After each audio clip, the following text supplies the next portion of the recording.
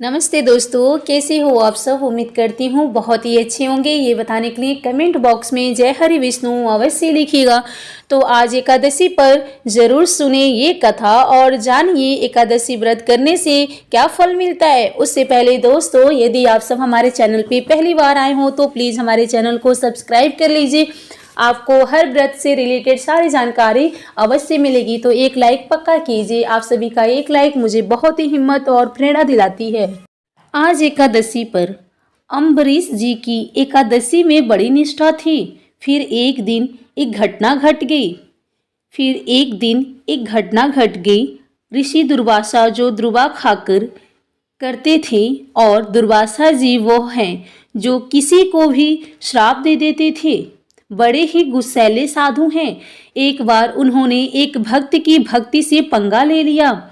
भागवत जी ने कथा है, एक भक्त थे जिनका नाम था अम्बरीश जो विष्णु जी के भक्त थे। वह बेचारे इतने बड़े भक्त थे कि अपने हाथ से ही गेहूं पीसते थे, चक्की से रोटी बनाते थे, अपने हाथ से ही भगवान को भोग लगाते थे और भगवान की पूजा के बर्तन अपने हाथ से ही साफ करते थे। भगवान के वस्त्र अपने हाथ से ही बनाते थे। भगवान की माला भी अपने हाथ से बनाते थे। भगवान के लिए पुष्प खुद ही तोड़ करके लाते थे, जमीन पे सोते थे। ऐसे श्रेष्ठ भक्त थे अम्बरीश जी और वो एकादशी बहुत करते थे। एकादशी के दिन निराहार रहते थे, कोई जलपान नहीं करते थे। द्वादशी के दिन ब्राह्मणों को भोग लगाकर, ब्राह्मणों को भोजन पवाकर और फिर वो भोजन पाते थे। उनकी एकादशी में बड़ी निष्ठा थी। फिर एक दिन एक घटना घट गई। दुर्वासा जी आ गए और वो भी अब आए द्वादशी के दिन। और द्वादशी का नियम होता है, एकादशी का नियम के अनुसार द्वादशी को ही पारण कर लेना चाहिए। पारण का मतलब कुछ खास लेना चाहिए, तभी व्रत पूरा होता है। जब भी एकादशी आए करे तो जगन्नाथ जी के चावल के प्रसाद से द्वादशी को व्रत पूरा किया करिए। द्वादशी यानी एकादशी को चावल नहीं खाना चाहिए, पर द्वादशी को चावल जरूर खाना चाहिए। और कौन सा चावल, इस धरती में सबसे श्रेष्ठ चावल क्या हो जाता है? जगन्नाथ जी का भात सबसे उत्तम। जगन्नाथ के भात को जगत पसारे हाथ, भगवान जगन्नाथ जी का प्रसाद सबके घर में होना चाहिए। जगन्नाथ जी से ढेर सारा प्रसाद ले आए और चावल को धूप में फिर से सुखा लेते हैं।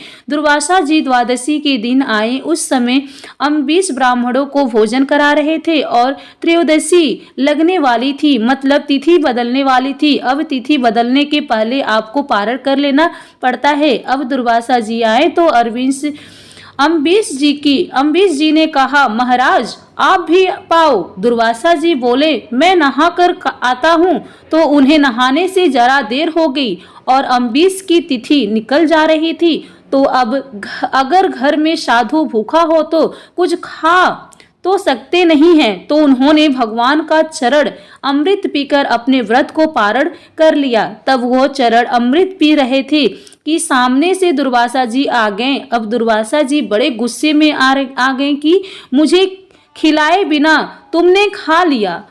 जानता नहीं मैं कौन हूँ? तू बड़ा भक्त बन रहा है, मैं आज तुझे दंडित करूंगा। तूने एक साधु का अपमान किया है। तू जानता नहीं मैं कौन हूँ?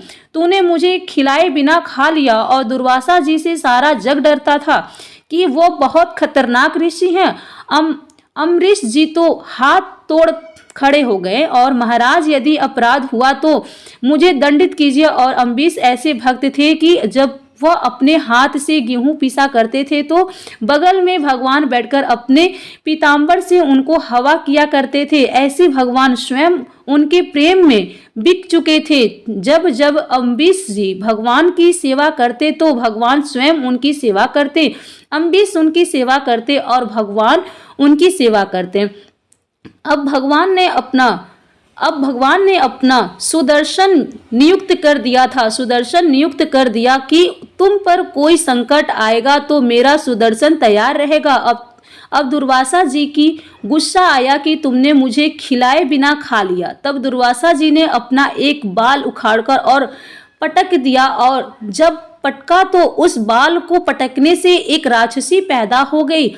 उसने अम्बरीश को नुकसान पहुंचाने के लिए खाने के लिए दौड़ी और जैसे कि दौड़ी वो भगवान का दुर्दर्शन चक्र नियुक्त था। उसने जाकर राक्षसी को वश में कर दिया और दुर्दर्शन राक्षस भगवान है। इसलिए भागवत जी में कहा गया है कि सबसे आगे क्या रखा है वह दुर्दर्शन। इसलिए कहते हैं कि अपने घर में द्वार के ऊपर भगवान सुदर्शन को लगाइए। यह सुदर्शन भक्तों के परम रक्षक हैं। भक्तों को जो नुकसान पहुंचाता है सुदर्शन चक्र एक्टिव हो जाता है। जैसे जब अम्बरीश को नुकसान पहुंचाना चाहा तो दुर्दर्शन भगवान एक्टिव हो गए और दुर्वासा जी को मारने के लिए दुर्दर्शन भगवान दौड़ पड़े कि आप छोड़ूंगा नहीं, ये मेरे भक्तों को नुकसान पहुंचा रहा है। अब दुर्वासा जी भागे और कहने लगे कि ब्रह्मा जी बचाओ, ब्रह्मा जी बचाओ। ब्रह्मा जी ने देखा कि कौन आया है। दुर्वासा क्या हुआ बोलिए। दुर्वासा जी बोले दुर्दर्शन चक्र पीछे लगा है। ब्रह्मा जी बोले निकलो मेरे घर से, तुम्हारा यहाँ ठिकाना नहीं है। फिर दुर्दर्शन से बचने के लिए शंकर जी के पास गए। हे प्रभु बचाओ। शंकर जी बोले बाहर जाओ, अभी कोई गुंजाइश नहीं है। जिनका चक्र है उनके पास जाओ। अब वह गए भगवान नारायण के पास। हे प्रभु रक्षा क्षमा। भगवान बोले क्या हुआ महाराज। दुर्वासा जी बोले हम तो आपके भक्त हैं, पता नहीं क्या अपराध हुआ है। यह दुर्दर्शन हमें मारने जा रहा है, गर्दन काट देगा। भगवान बोले कि आपने किसका अपराध किया है। दुर्दर्शन जी बोले प्रभु इसने जो आपके आश्रित भक्त हैं अम्बरीश, उसने नुकसान पहुंचाना चाहा है, मैं उनको छोड़ूंगा नहीं। अब भगवान बोले तो फिर मैं भी सेवा नहीं कर पाऊंगा आपकी इस बार। अब दुर्वासा जी घबरा गए कि जब भगवान नहीं बचा रहे तो अब कौन बचाएगा। अब दुर्वासा जी घबराए, चरणों में गिर पड़े। प्रभु आप बताओ मैं क्या करूं। भगवान बोले जिनका अपराध किया है उस भक्त से जाकर क्षमा मांगो, वो क्षमा कर देंगे तो यह चक्र शांत हो जाएगा। तब दुर्वासा जी दौड़े दौड़े अम्बरीश जी के चरणों में गए। अम्बरीश जी ने कहा देखा महाराज आप तो साधु हैं। अम्बरीश जी ने साष्टांग प्रणाम किया। दुर्वासा जी ने कहा हे अम्बरीश हमें क्षमा करो, हमने भक्ति का अपमान किया है, अपराध किया है। तब दुर्वासा जी के लिए अम्बरीश ने दुर्दर्शन भगवान के प्रार्थना की है। दुर्दर्शन भगवान यदि मैं भगवान का अनंत भाव से चिंतन करता हूँ, मैंने भगवान के सिवा अपने हृदय में किसी को स्थान न दिया हो, मेरे अंदर यदि किसी के प्रति छल कपट ईर्ष्या द्वेष ना हो तो हे दुर्दर्शन भगवान आप शांत हो जाइए। दुर्दर्शन भगवान शांत हो गए और दुर्वासा जी की क्षमा हुई। तब से दुर्वासा जी को समझ में आया कि भक्तों से पंगा नहीं लेना चाहिए। भगवान से पंगा लोगे चलेगा पर भक्तों से नहीं लेगा, बहुत महंगा पड़ सकता है। भगवान है नाम न्याय करने के लिए रावण के साथ न्याय भगवान ने किया था, उसे दंड मिला। द्रौपदी के साथ जो दुशासन ने किया उसे भी दंड मिला। ईश्वर के घर देर है अंधेर नहीं। दुर्वासा जी का अभिमान समाप्त हुआ और आज से आपका एक बहुत बड़ा सबक मिला। इस कथा से जुड़ी एक और कथा है जो हमें एक सच्ची सीख देती है।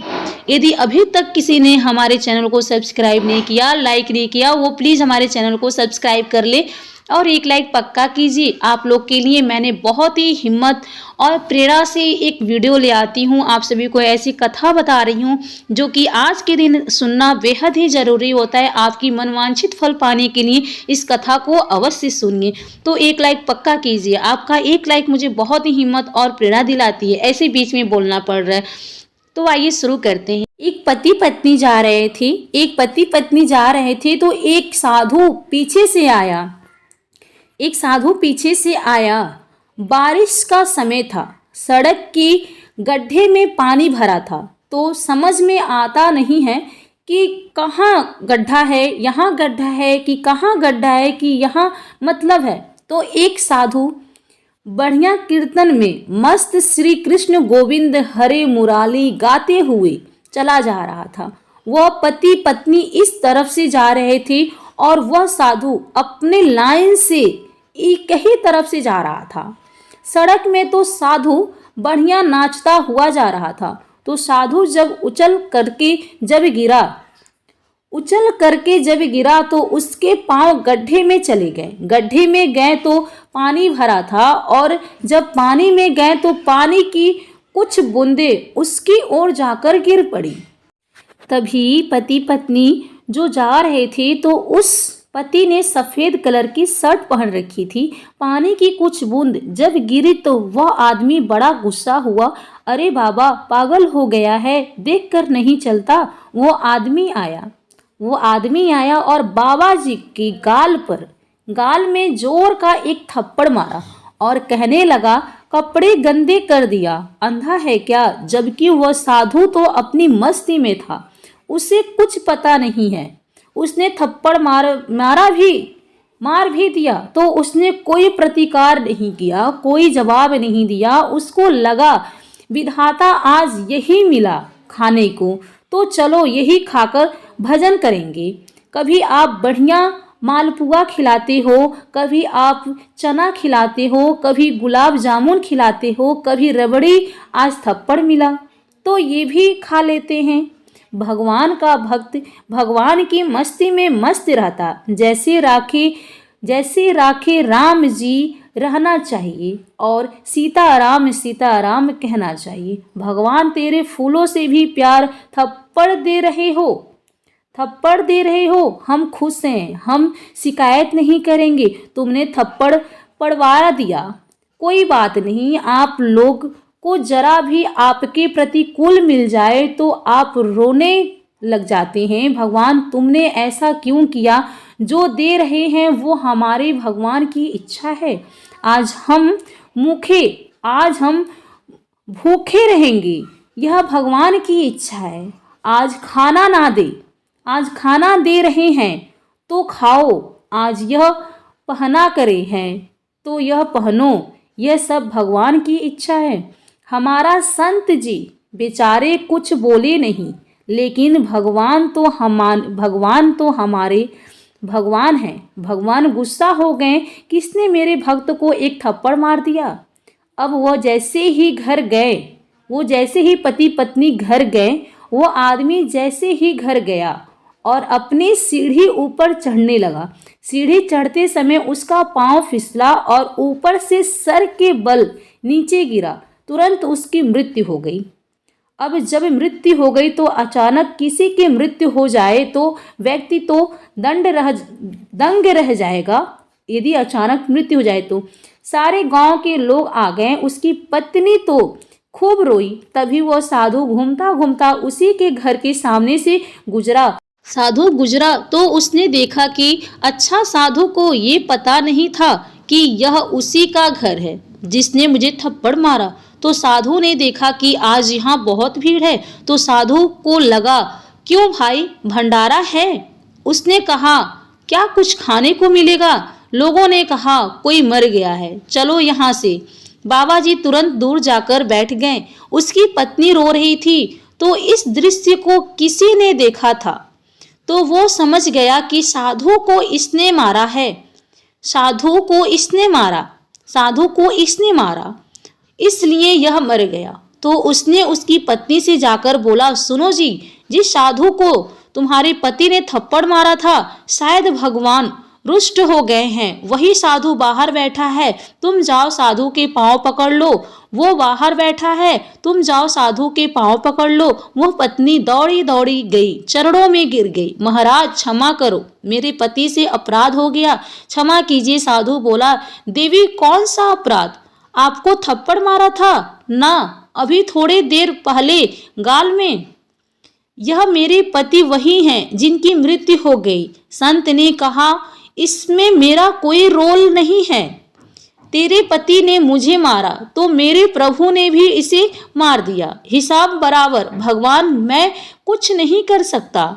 मैं थोड़ी भगवान हूँ, मैं तो भगवान का दास हूँ, यह ईश्वर का विधान है। उसने थप्पड़ मारा तो मैं दुखी नहीं हुआ और यह मर गया उसका दंड पाकर तो मैं खुश नहीं हूँ। यह ईश्वर का विधान है, इसमें मेरा कोई हाथ नहीं है। इसका मतलब न्याय करने वाले कौन है? इसलिए जो हो रहा है वह हमारी और आपकी मर्जी नहीं, भगवान की मर्जी है। जय श्री कृष्ण। दोस्तों, आपको ये कथा कैसी लगी? कृपया कमेंट करके ज़रूर बताएं। वीडियो पसंद आया हो तो लाइक करें और ऐसी ही और भी बहुत सारी कहानियों को सुनने के लिए चैनल को सब्सक्राइब जरूर करें। तो चलिए फिर मिलते हैं नेक्स्ट वीडियो में। तब तक के लिए नमस्कार। स्वस्थ रहिए, सुरक्षित रहिए और जहाँ कहीं भी रहिए खूब खुश रहिए। धन्यवाद।